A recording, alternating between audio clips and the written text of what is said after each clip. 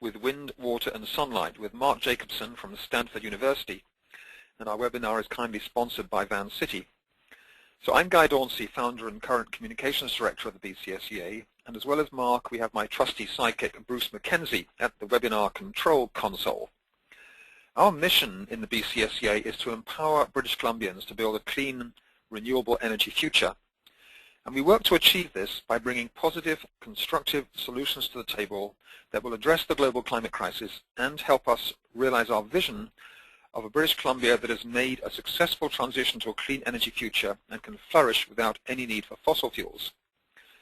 Today we have a wide variety of participants with almost 500 people registered, participants from all across British Columbia and some as far away as Mexico, Egypt, Norway and Germany. So among those registered, just to give you a sense that we are real people here and not just, empty space, I'll just call out a few of the people who registered to join us. Ted Dreyfus from New York, who was with the Clinton Climate Initiative. Louis DeRoche from locally here in Victoria, who's with the Lawrence Berkeley National Laboratory. We have Shravya Reddy from Washington, D.C. with the Climate Reality Project. Up in Dawson Creek, BC, we have Fred Fedema with the Peace Energy Renewable Energy Cooperative. From Charlottetown, from Prince Edward Island, Phil Ferraro with the Institute for Bioregional Studies. From Vancouver, Michelle Bonner with Climate Smart. From Boulder, Colorado, we have Hayes Zernhelt from the Rocky Mountain Institute. From Calgary, we have Benjamin Thibault from the Pembina Institute. From Kelowna, we have Michelle Kam with the City of Kelowna. From San Francisco, we have Rose Bratz with the Center for Biological Diversity. From Washington, D.C., we have Michael McCracken from the Climate Institute, and also from Washington, Mark Konold from the World Watch Institute. From San Francisco, we have Alex Pennock from the Center for Resource Solutions. From Los Angeles, we have Victoria Kaplan from MoveOn.org. From Portland, Oregon, we have Charles Johnson from Physicians for Social Responsibility. From Halifax, Nova Scotia, we have Wayne Grosco from the Ecology Action Center. From Calgary, we have Jean-Michel Giers from Chrysalix. From Kensington, California, we have Shoshana Veshler with the 350.org from the Bay Area. From Black Creek in BC, we have Kurt Scotus with Scoville Financial Planning. And from here in Victoria, Bryce Gilroy Scott, who's tied up with the Centre for Alternative Technology in Wales. And finally, Ted Sheldon here in Victoria from the government's Climate Action Secretariat. And that's just a scattering of the people who have registered. So since some of you are new to the BCSEA, I'm going to do a quick slideshow to get us started to introduce you to the British Columbia Sustainable Energy Association. And I just have to get the first slide to advance. It's always a slow one, Bruce. There we go. Our webinar is very kindly, generously sponsored by Van City, whose vision is to redefine wealth in a way that furthers the financial, social, and environmental well-being of their members and their communities. I pressed the forward button. There we go. Our goal we're all about building a sustainable energy future for British Columbia in the BCSEA. This will move forward faster in a minute. Bruce, I think I need your assistance to move this forward. There we go. We look at the world and we see huge problems being caused by our unsustainable use of energy. And whether it's the tar sands, oil pollution, climate change, you name it, endless problems coming from our use of fossil fuels. We see that there is a climate emergency, and we believe that we need to move to 100% renewable energy to tackle the climate emergency. Our vision is a sustainable future in which all of BC's energy is green and renewable. And we do a lot of advocacy. Our policy committee promotes the best policies and programs and works to end the worst ones. We do budget submissions. We're involved in the BC Utilities Commission. We're involved in electricity pricing. We work hard to try and get the attention from people in government. It's not always easy, but there we go. We do what we can. Our Solar BC program has been building BC's solar thermal community and supporting 33 solar communities around the province. Our Solar Schools program has been getting classroom work into the classrooms so that when schools have solar systems on them, they can learn the physics of it and the geography of it. Our Green Condos project is working with the City of Vancouver to help condo owners make their buildings more energy efficient. Our chapters around the province organize events and activities. So recently, the BC SEA Okanagan chapter hosted a public evening on the Penticton Indian Band's Passive House, for which we contributed funding for solar PV and solar hot water. Our didum. Doesn't work pressing the button harder on the keyboard somehow. There we go. Our Vancouver chapter had a public evening recently on the future of wind energy. Our Victoria chapter hosted an electric vehicles showcase, electric bicycles and cars, and getting people familiar with the technology. Our Kamloops chapter has done 2 years now of a solar laundry project to put a little sunshine in your shorts. We host these monthly climate and energy solutions webinars, which we always hope with first-class presentations.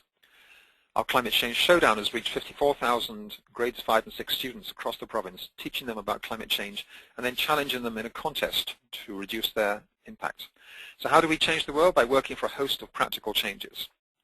Starting with more energy conservation. Turn that light switch off. More wind energy. Beautiful view of Vancouver. More solar energy. More ocean power. More geothermal power. More solar hot water. More green buildings. More energy efficient buildings. More district heat systems. Now we're rolling.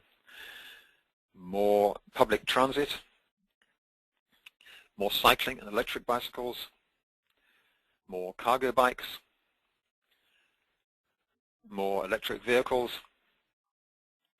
more car sharing, more sustainable food and farming, a smart grid, and smart green economics, because the Earth is not a negative externality. So together we believe we can change the world, and if you're feeling inspired, we'd love it if you would join the BCSCA as a member, and that's our login down there. You can just go to that and become a member, part of us.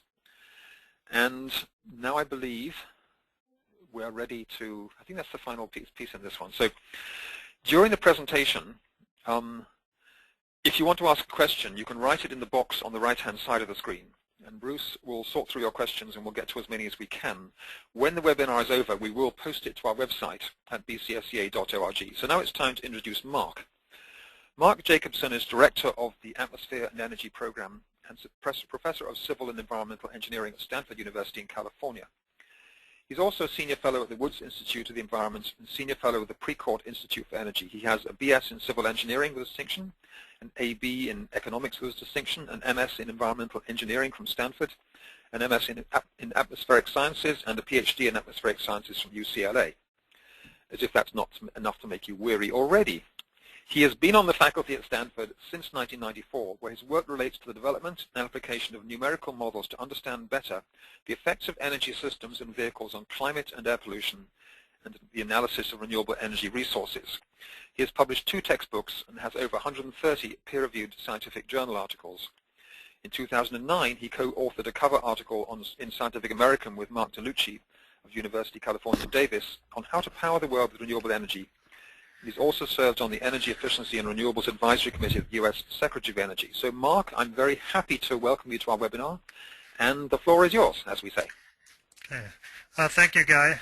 I'm going to talk about these plans that we've been developing over the last several years for individual states and countries and worldwide to repower the energy infrastructure for all purposes. That's electricity, transportation, heating and cooling, and industrial processes with wind, water, and solar power. And so, why do we want to do this? Why do we have to act so quickly? From our point of view, it's because air pollution, it kills 2.5 to 3 million people per year worldwide prematurely, and about 20% of these are children under the age of 5 years old, mostly developing countries in that case. Arctic sea ice may disappear in 10 to 30 years due to global warming. Temperatures are rising faster at a rate faster than any time in recorded history. It's not that we haven't had higher temperatures previously in the history of the Earth. It's just the rate of the change to the temperature is so great that increasing energy. Well, climate change is a problem. Increasing energy demand due to higher populations and more energy use, especially in developing countries, is increasing pollution and global warming. And also energy prices are going up because fossil fuels are limited resources, and so it's becoming harder and harder to find some of those resources. And we're concerned because higher energy prices will lead to economic, social, and political instability. So these are all drastic problems that require immediate and definite solutions. Just to give a couple examples of some of the air pollution that we're talking about, I mean, in British Columbia and California, much of North America, you don't see so much pollution as you did in the 1950s and 60s, but there still is a lot in the U.S. It's 50 to 100,000 people die prematurely each year. This is Beijing, China from just January 2013, and upwards of 800,000 people in China alone are dying prematurely every year due to air pollution such as this. Higher temperatures have increased the sea surface temperatures themselves, which increase the intensity of severe storms. Increasing storm surge, sea levels have risen on average as well, and that enhances storm surge when you have a hurricane such as, and this has caused problems already along the East Coast and is anticipated to cause problems more in the future. So we've evaluated different energy solutions to global warming, air pollution, and energy security starting a few years ago, and we came up with a list based on a set of like 13 different criteria, mostly related to externalities of different energy technologies and looking at their impacts on the environment, including air pollution effects, climate change effects, land use effects, water supply impacts, and also reliability, catastrophic risk, and some other categories. And we came up with a list of recommended options for electricity and transportation and not recommended. But what's not recommended is not because that some of them are not better than what we have today. It's just they're not so good as the recommended options. But let me just briefly list what was recommended, because this is what we'll be talking about, the wind, water, and solar options.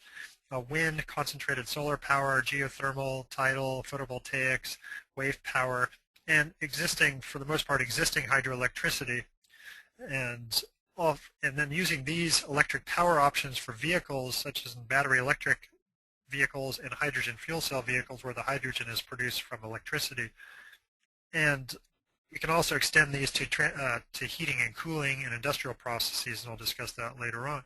But what was not recommended was nuclear power for electricity, coal with carbon capture, natural gas, or biomass, and I'll discuss why in a little bit. For vehicles, liquid biofuels such as corn or cellulosic ethanol or sugarcane ethanol or soy or algae biodiesel were not recommended, as was compressed natural gas. So why not, for example, natural gas? Why shouldn't it be a bridge fuel towards renewable energy? Well, we think of it as, first, it's an opportunity cost, because every dollar you spend on natural gas is one less dollar you'll spend on renewable energy. And there's also, when you're putting out natural gas, when you're using it, there's 50 to 70 times more CO2 equivalent emissions, just without even considering hydrofracking, per kilowatt hour of electricity generated than wind power. So it's an opportunity cost. Why would you spend money on something that pollutes 50 to 70 times more in terms of not only CO2 but also the air pollution? Methane from natural gas is a main contributor to the Arctic sea ice loss. Because the Arctic ice is disappearing rapidly, as I mentioned, it may disappear entirely in 10 to 30 years. And so that means, and the main contributors are global warming agents, including black carbon, methane, and CO2. But carbon dioxide has a very long lifetime, a data-constrained lifetime of 40 to 60 years, meaning that if you put it up today, then it won't come out of the atmosphere. After 40 to 60 years, you'll get about 38% of it will be left that you put up today. Whereas the lifetime of methane is 10 years, and the lifetime of black carbon is a few weeks. So the alternative is, if you control either methane or black carbon, you can actually slow down the temperature rise of the Earth fastest.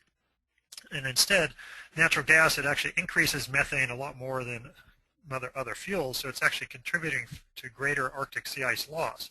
And we want to do the opposite, is control the loss of the Arctic, which we need to control methane emissions and black carbon emissions, but also carbon dioxide emissions, because that's really the main contributor of overall global warming. But it's critical for saving the Arctic to control black carbon and methane. And natural gas puts out black carbon through flaring and methane through leakage, primarily. Now, this might be a shock to most people, but natural gas actually causes more global warming per kilowatt hour generated than coal, but less air pollution. And it's ironic because the reason people think that natural gas causes less global warming than coal is because they only look at CO2 and methane. And if you look at CO2 only, then you see that natural gas puts out half the CO2 as coal does per kilowatt hour generated. But that's not the only story in terms of the emissions. Okay, when you add methane, natural gas puts out a lot more methane through leakage primarily. And so then if you look at the 20-year time frame, which is relevant to tipping points in climate, you find that natural gas and coal are pretty similar in terms of their effects on climate. Over a 100-year lifetime, sometimes depending on what the actual emission rate is, the edge might go to natural gas as being a little cleaner. But we're looking at the 20-year lifetime. But in both those scenarios anyway, we're ignoring the other pollutants coming from coal versus gas. And because coal puts out a lot more sulfur oxides, which natural gas doesn't, the coal is causing more air pollution mortality. But it's also the sulfur oxides are masking up to half of the global warming of coal because they enhance cloudiness, and the sulfur oxides also go to sulfate aerosols, which increase reflectivity. So when you account for all the components, including the other ones from coal versus gas, there's more warming due to natural gas, and there's less air pollution mortality. But in the U.S., natural gas in the whole process kills about 5,000 people per year from air pollution, whereas coal is on the order of 15,000 to 30,000 people per year. Then when we talk about hydrofracking, which a lot of the natural gas being mined today is hydrofracked, which is injecting water under high pressure laced with chemicals underground to try to crack the rock. Well, that cracking of the rock allows more methane to leak. And so when you look at measurements of methane over oil and gas regions, there have been about 7 or 8 studies recently that show that the levels of methane over oil and gas regions are much higher than any emission inventory would indicate, suggesting that leakage rates are much higher than people have anticipated. So why not what's called clean coal, or coal with carbon capture? Well, this is where you sequester the CO2 coming out of the exhaust of a coal-fired power plant and put it underground. And that reduces 85 to 90% of the CO2 from the exhaust. But it takes about 25% more energy to run this carbon capture equipment. That means 25% more coal mining and transport. And you don't actually reduce any of the CO2 from the mining or transport, which is about 1/3 of the total CO2 emissions. And so you end up getting about 50 times more CO2 emissions per kilowatt hour generated than wind for coal with carbon capture compared with wind. But because you're not reducing any air pollution, you're actually increasing all the other air pollutants 25%. You actually get more than 150 times more air pollution per kilowatt hour generated than wind power. And so this should not be called clean coal. It's really dirty coal because it's dirtier in terms of all the air pollutants than normal coal. It's just the CO2 goes down. Now, why not nuclear? Well, people think nuclear is carbon-free, but it's actually not. You require carbon during the lifetime of the nuclear power plant to mine and refine uranium, which is a continuous process. And also, it takes so long to put up a nuclear power plant, between 10 and 19 years in the U.S., for example, and half of that's for permitting and the rest is for construction time. That during that time you're waiting around, compared to other energy technologies, which take maybe 2 to 5 years. You're using the regular electric power grid, so that's called an opportunity cost emissions. So when you account for that, plus the life cycle emissions of the uranium mining, plus the construction of the plants, etc., you get about 9 to 25 times more CO2 per kilowatt hour generated from nuclear than wind power. Well, and that doesn't account for the risk of nuclear reactor meltdown, which is about 1.5% of all nuclear reactors ever built to date have melted down to some degree, or the risk of nuclear weapons proliferation. 5 countries of the world have secretly developed capabilities of nuclear weapons under the guise of civilian nuclear energy programs. So if we did a conversion, a large-scale conversion to nuclear worldwide, which would mean if we wanted to power the whole world with nuclear, we'd need about 16,850 megawatt nuclear plants, and we have about 400 today. So even if we doubled the number of plants today, that would account for about 5% of the world's energy for all purposes. that would mean many more countries in the world would have the capability of, well, they'd have civilian nuclear programs, and then there's just a possibility that some of them would try to develop weapons. Whereas with wind, water, solar, there's no possibility of mass destruction with weapons. Then also with nuclear, there are unresolved waste issues. Well, what about vehicles for liquid fuels such as ethanol? Well, let me just start with the area. Well, in terms of corn ethanol and cellulosic ethanol, it doesn't really matter what kind of ethanol.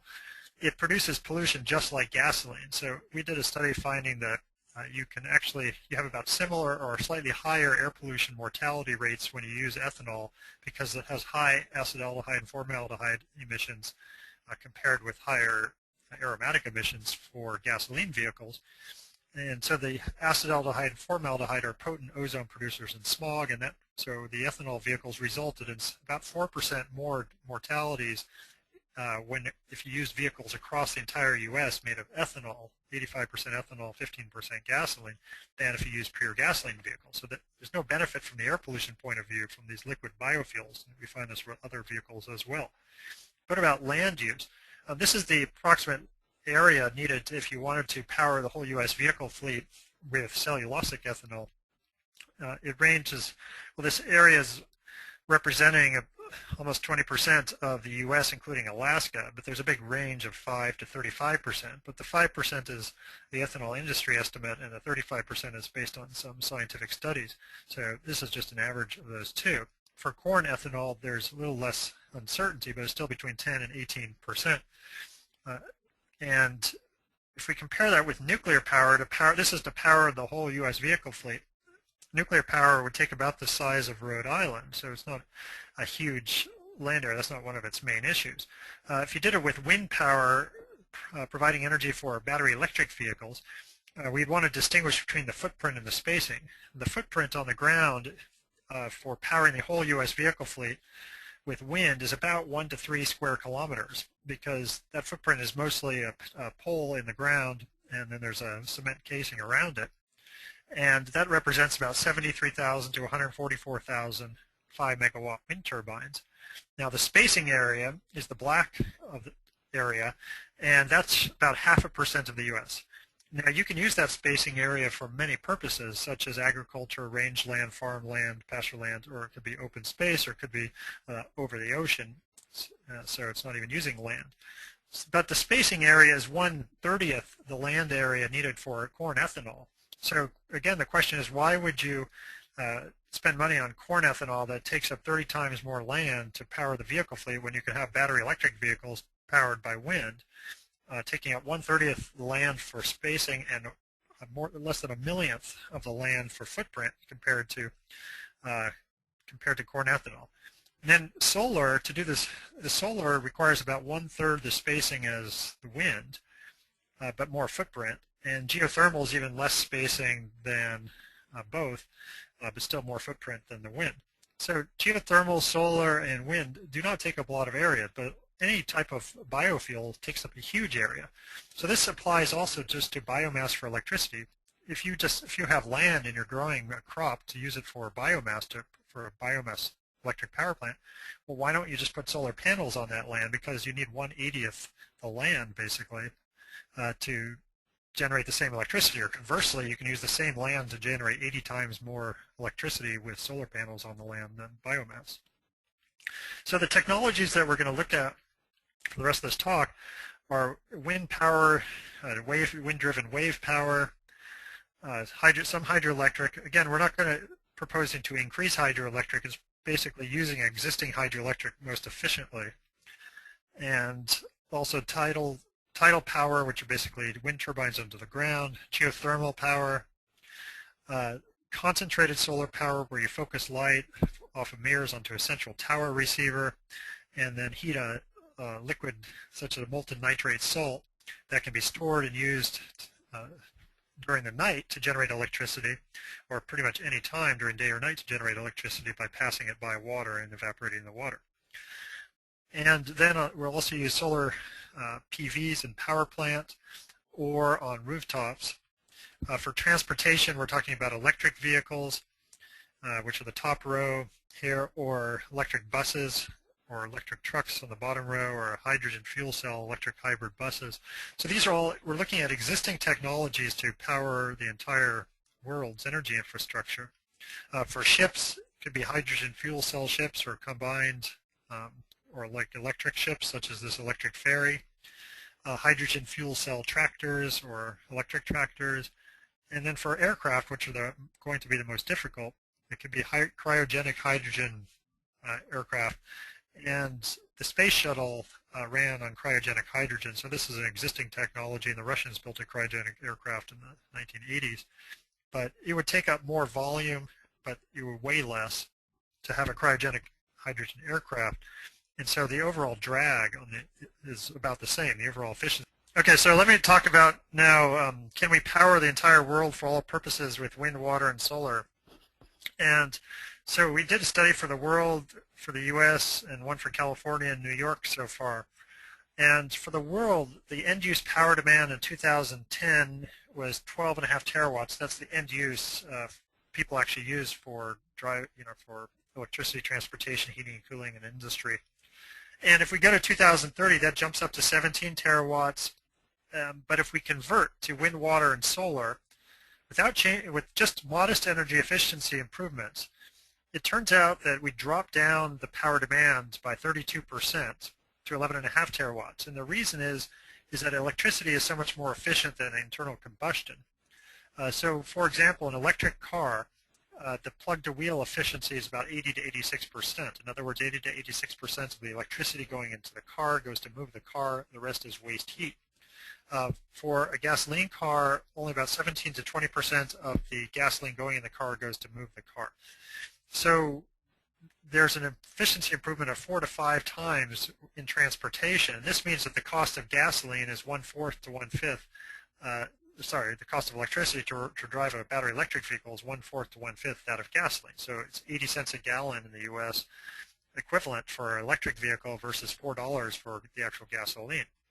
And so if somebody buys an electric car and drives it 15,000 miles per year for 15 years, they will save $20,000 in fuel costs over the lifetime of that car compared to a gasoline car. And if the price of gasoline doubles, they'll save $40,000. But this translates into an efficiency improvement requiring less energy because of the efficiency of electricity. And in the U.S., that improvement is 37%. Because there's a higher fraction of the U.S. is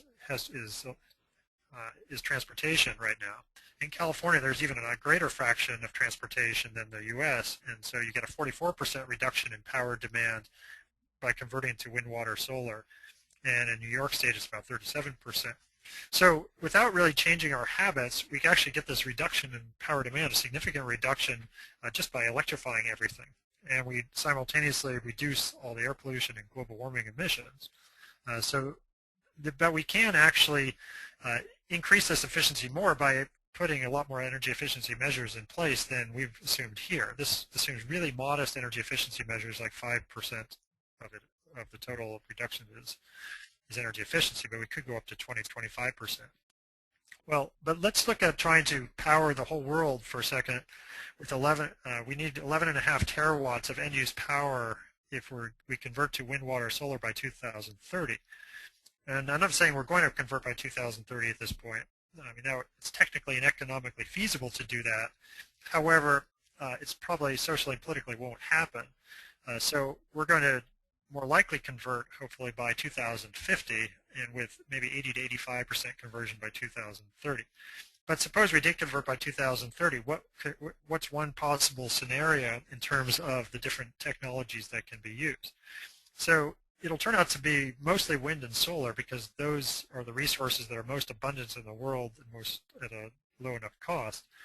And so in this scenario, we're assuming 50% wind, 40% solar, and 10% everything else. And the 50% wind consists of 4 million 5-megawatt wind turbines. And that sounds like a lot, 4 million turbines, but remember in World War II, the U.S. produced over 300,000 aircraft, and the world produced almost 800,000 aircraft within 5 years. So 3.8 million turbines to power half the world for all purposes should not be a big challenge, although it would require a huge effort. I'm not saying it wouldn't, but technically it's not a big challenge. For solar, we divide that into PV rooftop systems, solar PV power plants, and concentrated solar power plants. And then geothermal is about 4% of the total. Hydro is about 4%, of which most of that is in place, and a lot of the rest could come from existing dams that are converted for electricity generation, or you use more electricity from existing dams. And then the small amount of tidal and wave power. Now, these numbers can be flexible and change. This is just one possible scenario. We did this in a little more detail for California, and in this case, we had there's more solar than wind, because there's a slightly better solar resource in California than wind, but it's still a lot of wind, of 25% onshore wind, 10% offshore wind, and then solar was 10% photovoltaic systems on rooftops, on residential rooftops, 15% on commercial and government rooftops, and then 15% solar PV power plants and 15% concentrated solar power plants, 5% geothermal, 4% hydro, of which 90% is already in place, and 1% of total wave and tidal power.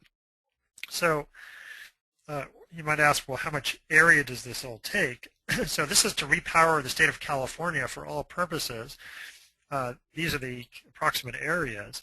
So the green is onshore wind spacing. So that space can be used for multiple purposes. So it's not just pavement, carpeted over a pavement and parking lots. That's empty space, and the red dot is the actual footprint of the wind turbines on the ground. The small red dot. The bigger red dot to the right is the area of solar PV and CSP power plants. The yellow dot is the area of rooftops that would be needed. The blue offshore is offshore wind spacing, and the red dot in the center of that is the footprint. So the total area to power the whole state of California would be less than 1% of the state for footprint and about 2.5% of the state for spacing, which can be used for multiple purposes. For New York State, we did something similar where we can power a lot of it with offshore wind.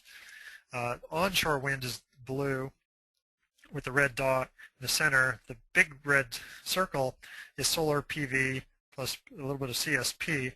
And the red over the New York City is rooftop PV. So again, we're not talking about a lot of area. It's less than 1% of the state for the footprint and 2% for the spacing. Now, you might ask, well, how much solar and wind are there available in the world? So this is one of the things we've done, is look at solar and wind resources worldwide. And this shows kind of a map of the world resources. We can see in North America there's a lot in the southwest U.S. in particular, but I'll show you a more detailed map in a second. But worldwide, if we're trying to power 11.5 terawatts for all purposes in 2030, there's about 340 terawatts of solar over high solar locations worldwide. So that's 30 times more solar than we need to power the entire world for all purposes. For wind, well, here's a more detailed map of the solar. You can see kind of for the U.S. and even in New York State, which is one of the states we were looking at in detail up in the northeast U.S., there's about 4 to 4.5 kilowatt hours per meter squared per day.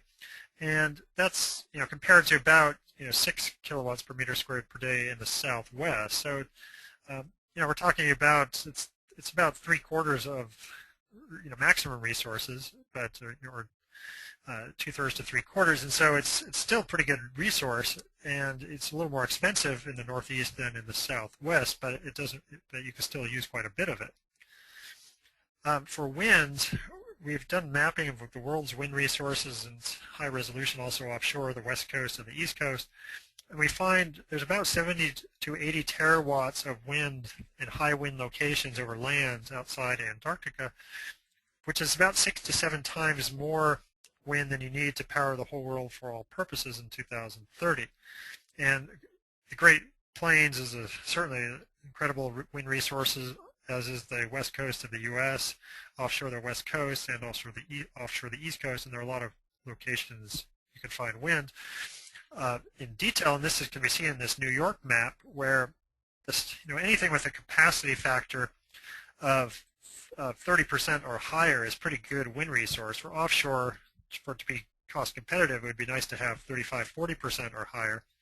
And you can see the offshore East Coast, the capacity factors are incredible. And even onshore, a lot of the state of New York has really strong wind. So you have plenty of wind, plenty of solar to power lots of North America and, in fact, the world. So it really becomes an optimization problem. So let me just jump briefly to talk about, well, what's one of the benefits of offshore wind aside from generating electricity? Well, it turns out you would put offshore wind primarily to generate electricity year-round. And because it's close to shore, the transmission is not very far, and the winds are pretty steady, and often, in fact, they're peak coincident because you have sea breezes that peak in the afternoon when the power demand is highest, so you can get good electricity prices. But it turns out that there's another benefit for offshore wind off the east and southern coasts of the U.S., and that's that if you have a lot of wind turbines, they can actually reduce hurricane damage, reduce the storm surge and the wind damage due to hurricanes. And this can be seen in these simulations that we recently run. This is for Hurricane Katrina. On the left is the hurricane without wind turbines, and then on the right is the hurricane when you put a bunch of turbines offshore of New Orleans to the southeast of New Orleans. And you can see, and these are wind speeds. You can see that the wind speed gets reduced severely where the wind farm is, which is basically that triangle area shown in the right graph. And this is just before landfall. And after landfall, you can see how on the left you have these really strong winds hitting New Orleans and thrashing the city, whereas on the right, the wind farm that offshore basically took out most of the winds and reduced the storm surge by up to 71% in this case. And we did the same thing for the East Coast U.S. and found a similar result. Okay, so let me just jump briefly to reliability, and I'll just have a few more slides and I'll stop. It's important when you have wind and solar on the grid that are intermittent to have a reliable grid. So this shows a study we did for California looking at the power demand for every hour of every day for 2 years, and this shows 2 particular days. Now, the black line on these figures is the demand on 2 particular days, and what we're trying to do is trying to see if we can match the demand with renewable supply only for the whole year. So we had an optimization algorithm where all we did was use existing geothermal, existing hydroelectric in California, but increased wind and solar and took out everything else except for natural gas, which we assumed was backup in this case, and that's the gray. And what we see here is the red on the bottom is geothermal, which is flat. The light blue is wind, which is the actual wind data from around the state at 5 different locations. And the yellow is solar PV. The orange is concentrated solar, which you have some that can be used at night. And then the dark blue is hydroelectric, which is used to fill in the gaps. So we found that on these 2 particular days, we could match the power demand with the supply exactly with wind, water, and solar. And we did not need any natural gas backup, which is the gray on the top of the black line. And we found that we can do this 99.8% of the hours over 2 years. And this is without using demand response management or using very much concentrated solar with storage. We could increase the storage in concentrated solar. And without oversizing the grid, which we'd want to do to generate more electricity than we need for electric power so that we can use it to produce hydrogen and also district heat for other sectors of the energy economy. So the point of this is that it's actually possible to supply almost 100% of the grid carbon-free and reliably. And there was another study back east from the University of Delaware that found the same thing, 99.9% carbon-free grid matching for the PJM interconnect area. So we think this is technically feasible to match the power demand with supply pretty reliably. What about the costs? Well, the nice thing about renewables is that they have 0 fuel costs. So although they have higher capital costs than fossil fuels, they stabilize prices, and this I'll show in a second. But today, the cost of onshore wind is competitive with fossil fuels. It's 4 to 10 cents a kilowatt hour for onshore wind. Offshore wind is more expensive. Wave is more expensive. Geothermal is cost competitive. Hydroelectric is cost competitive. CSP, solar PV, and tidal are more expensive, although solar PV in particular has come down quite a bit. Conventional fuels are 9.2 cents a kilowatt hour right now in the U.S. with another 5 cents a kilowatt hour of externalities. So it's about 14.5 cents a kilowatt hour. But if you just look at the current trend of fossil fuel price changes, that's going to go up to 14 to 19 cents a kilowatt hour by 2020 to 30. And if you add the externalities, it's 20 to 25 cents. Whereas because of the stable prices of the fuel with the wind, water, solar technologies and the greater economies of scale, it's expected that all the wind, water, solar technologies are going to decrease in price, so they're going to be less expensive in the long run than the conventional fuels. There's no doubt about it. Then to demonstrate that wind, water, solar can stabilize prices, if we look at the 5 states in the U.S. with the highest percent of electric power from wind, which are South Dakota, Iowa, North Dakota, Minnesota, and Wyoming in 2011 and 12, those states, their price of electricity went up 2 cents a kilowatt hour from 2003 to 11. The rest of the states went up 3.6 cents a kilowatt hour. So if adding wind to the system was causing such a big price spike, why are those states only going up 2 cents a kilowatt hour that have up to 25% of their electricity from wind? It doesn't make sense. The argument that wind is causing these high price spikes of electricity just doesn't make sense when you look at the data. In fact, there's zero fuel costs, so they stabilize the prices, whereas higher mining and transport costs cause the other states' prices to go up. And this is demonstrated most readily by looking at Hawaii, whose price of electricity went up 17 cents a kilowatt hour during the same period because you have to transport fuel so far. So finally, there's a health cost savings due to wind, water, and solar. So in California, there are 16,000 air pollution deaths per year prematurely, and that costs the state $130 billion a year, or 7% of its GDP. So you eliminate all these deaths and these costs when you convert to wind, water, solar. And we would need in California 570 gigawatts, or about a $1 trillion in capital cost of installed power to convert to wind, water, solar for all purposes. But that health cost savings alone would pay these capital costs off in about 7 years if you just look at the total installed cost divided by the health cost savings. Now, we did an analysis of jobs creation. Converting would result in a net of 137,000 permanent jobs per year over the loss of jobs from the fossil fuel industry, and a total of 860,000 construction jobs over 20 years. This is using the NREL JEDI models for jobs for these different industries. And then finally, this is kind of a transition map in terms of timeline of between 2010 and 50 for California, which could similarly be applied to any location. So if we don't do anything, our net demand is going to go up. But if we convert to wind, water, solar, then we get to the first decrease due to just the efficiency improvements of electricity versus combustion. And then if we add additional end-use efficiency measures, we drop our demand down further. And then by 2050, that remaining demand, which is leveled by the 100% line, would be met by wind and solar, geothermal, and a little bit of hydro and tidal wave power. So, hopefully, if everything goes well and we can get past all the social and political issues, then we can go towards this 100% energy economy.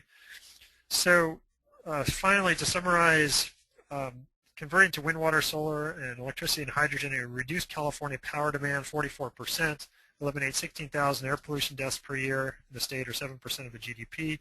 It eliminates $60 billion per year in global warming costs, generate 137,000 more permanent jobs than it destroys, reduces economic electricity costs compared with fossil fuels. You need about 0.7% of California's land for footprint, 2.5% for spacing.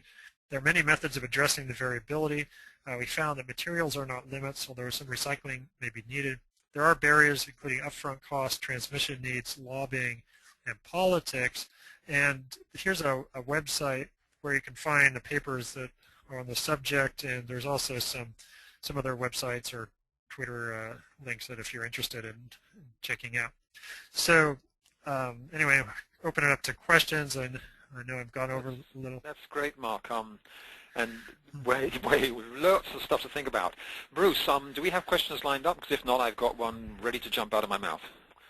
Yes, we're a very short one here. What is CPS? CSP, you mean? Concentrated. Yes, concentrated solar power. concentrated solar where you focus the light off of mirrors onto a central tower receiver to heat a fluid. Yeah. Going back quite a ways in this, have you considered thorium reactors as opposed to nuclear?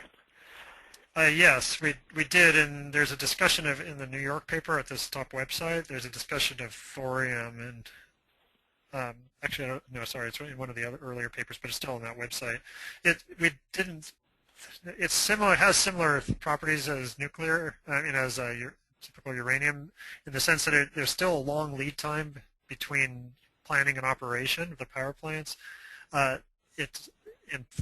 Because there are fewer people experienced with it, it would probably even take longer. So this opportunity cost is a significant problem. It still takes energy to get the thorium. Anyway, we did consider it.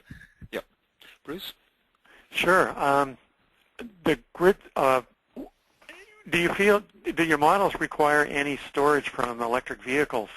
That's been talked about a lot, that with enough electric vehicles hook up to the grid, you could start to use the batteries in the electric vehicles as temporary storage. They can, and we didn't preclude it. This is something that's been promulgated quite a bit through the University of Delaware, and their study of the PJM assumed some electric vehicle or what's called vehicle to grid, where you take electricity from the batteries, put it back on the grid. I think the first step would be, to have utilities control when a car gets its electricity, because that's more efficient, than you don't have electricity losses going in and out of the car. So that would be the first step, but you can also, there certainly is a big push for a vehicle to grid, and we don't preclude that, but we didn't rely on it for this analysis. So Bruce, from Andrew Furman, after seeing the simulation of how greatly wind speeds during Hurricane Katrina would have been reduced with wind power, I'm now wondering if wind power could also disrupt global climate systems by slowing wind speeds with such large scale. Well, we actually did a study on that. We looked at what's the impact of covering the entire world with wind turbines, covering the entire land with wind turbines, and then powering the world with 4 million wind turbines. The global, you would reduce with 4 million turbines, which we need to power half the world for all purposes. We found a really negligible effect on the average wind speed. Right near the turbines, you do get this big decrease of about 50% of the winds, right in the wind farm and just downwind of it. But the wind recovers beyond that. So the average kinetic energy in the air, it was a trivial impact. But we did find there was a benefit of reducing the global warming because you do reduce the wind speeds near the farm, you reduce evaporation slightly, and so you have less water vapor, which is the most abundant natural greenhouse gas, and that resulted in cooling of the climate slightly with large-scale wind farms. But it turns out that with 4 million turbines, that's not enough to cause any significant impact on the global atmosphere. So Bruce, can you switch to the rolling images? Oh, yes. While you're doing that, can I ask you, Mark, what has been the response in California from legislators when they see presentations like this?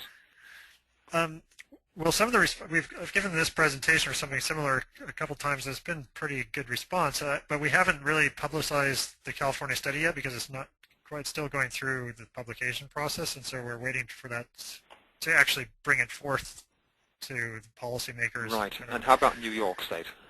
New York, there's been a lot of really positive feedback, and there are a lot of grassroots organizations have galvanized around the plan and are trying to push forward, and the governor of New York has been listening, although we haven't met with them yet.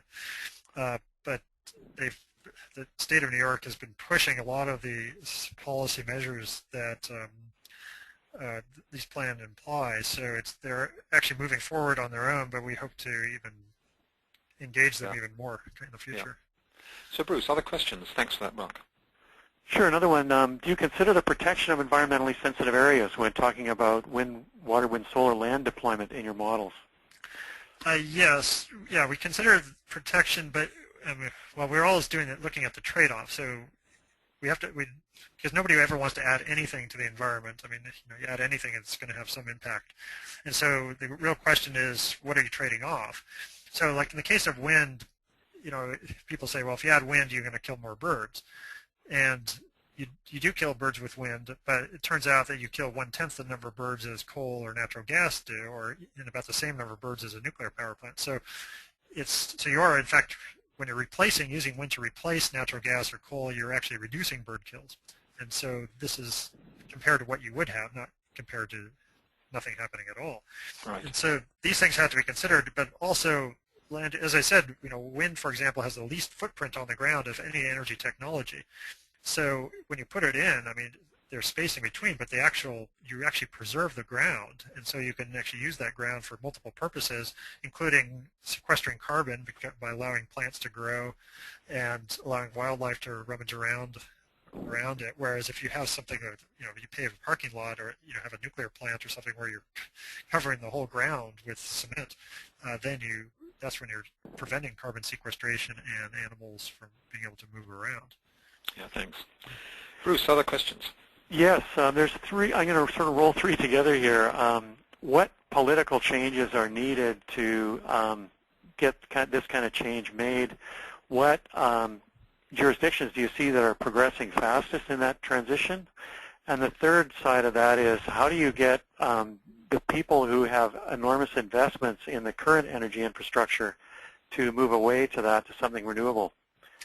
Well, I think the key is energy education. I mean, a lot of people are just not familiar with what can be done, or I run into a lot of people before they might hear this talk, or just in general, who are pessimistic that you can actually do anything because it's such a large problem. But I think, when people have the numbers at their fingertips and know that you can do something because there are resources available, you can get the reliability, and the costs are, reasonable. I think that helps to give people more confidence in moving forward in this direction. And the fact, some things will just move forward naturally on their own, like electric vehicles. They're so efficient, and people who bought electric vehicles, they can see, because they're just not paying any fuel costs, and they can see that the cars accelerate so well, and they have some of them, their ranges are now extended, and it's easier to recharge them. There are a lot more charging stations, so some things naturally change. But it's to get, so one way to change things is if the price drops sufficiently, then things just automatically change. But things aren't going to change at the pace we really need them. So you really need to get this thing implemented.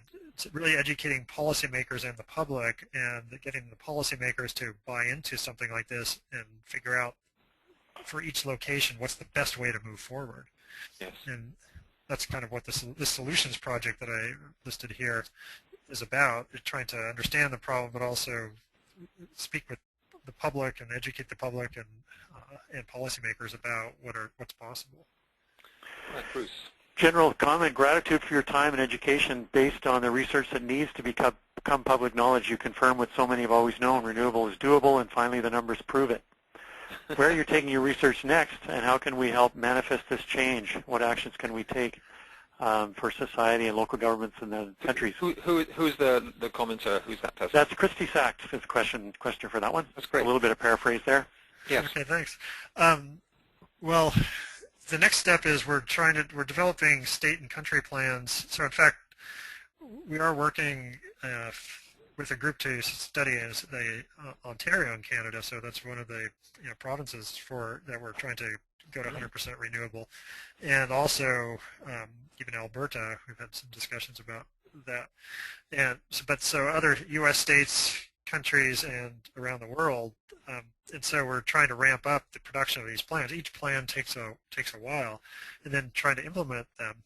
And this group, the Solutions Project that I mentioned, it's been behind the scenes for a while, but it's going to be public soon. And if people are interested in helping out and trying to implement these types of plans, to help out study them, then certainly try to join this group in whatever way you can, although there's not a lot visible from that website. All you can do is put your email in right now. But once we become public in a little while, then there should be opportunities to help out. There are other NGOs that are helping with us, including the Sierra Club and NRDC and others that you can work with too, to try to, they're all interested in going towards this solution. In fact, they're 100% behind this. Great. Bruce. Yeah, I guess another bit of a technical one here. When you went back to calculate the mining costs, or the impacts of the solar PV and the efficiency, how far back the supply chain were you going? Were you including, say, mining the silicone or the transportation and the supply chain for the panels? Yes, well, we didn't do those studies ourselves in terms of the life cycles. We relied on published studies from other groups, and those studies did do the whole supply chain for all the different energy technologies. All right, one from Charles Johnson. When will your Washington State plan be released? We started this Washington State plan late last year, but then we had summer, and a lot of students are helping with that, and so they're all on summer vacation, and we actually start school again next week. So we're back to finishing. We should be finished before December is my goal. So within the next 2 or 3 months, we should finish Washington State. That's great. And a question related to British Columbia. We're possibly going to be proceeding with a large new hydroelectric dam in the northeast of their province. What do you have any advice on large hydro projects and how they fit into this this way of thinking? Yeah, well, I realize that there's a big controversy about putting in hydro, and so our philosophy is certainly use the existing hydro the most efficiently as possible. The reason that the hydro is useful at this time is because it's such a good way to firm demand. When you have wind and solar, which are variable, and you have a demand which is also variable, and you need to match the supply with demand, it's very easy to turn on and off hydro. And so using existing hydro, we found we can match that demand as I showed in that slide. But there are other ways to do this, and so if other storage technologies come online, like batteries, for example, concentrated solar power is another thing that you can turn on and off, but it's more short-term storage. But if you can get other storage technologies ripe, then you'll need less hydro. So our philosophy is use as much existing hydro most efficiently as possible. We don't necessarily support new hydro projects in places where there's already a lot of hydro, and so I don't have a position on a new plant. We just hope to use existing. The corollary of that comment is that the government in British Columbia is currently planning a massive pitch on liquefied natural gas, and they're actually arguing that it improves the climate because the liquefied natural gas will displace coal, and therefore everyone will live happier. And the number of us have not quite bought into that line. Yeah, well, I disagree with that line too, because we should get rid of the coal and get rid of the liquefied petroleum gas. Neither of them are needed, or natural gas. They're neither needed because we have plenty of wind, solar, water available to power everything. Yeah. Well, Mark, this has been fantastic. It is 1 o'clock. We could probably go on all afternoon, but we need to honor our time commitments from people who have been with us. So thank you so much. This is a lot of really useful food for thought and material and evidence and justification. So when we need to argue that we can actually confidently move away from all fossil fuels, it's doable, it gives us a better economy, it reduces healthcare costs, and I was amazed that it pays for itself in California within 7 years, I think you said. Well, yeah, that's from a healthcare perspective. Looking at healthcare perspective, which are hidden costs that are not, you don't right. actually see the dollars on those. So we will be posting the whole live webinar to our website within a couple of days. There will be notification of that, I believe, Bruce, in the email that follows. Is that right? Yes. Yeah, I should include the link. As long as the recording works, it looks good so far.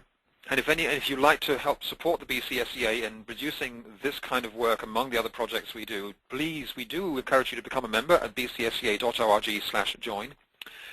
And among the first 10 members to join after this webinar, I'll send a free copy of my book, The Climate Challenge, as a thank you bonus. So there you go. Thanks so much, Mark. Thanks, Bruce. Thanks, everyone, for joining us. And we'll talk to you next month in our next webinar. Thanks. Bye-bye. Okay, thank you.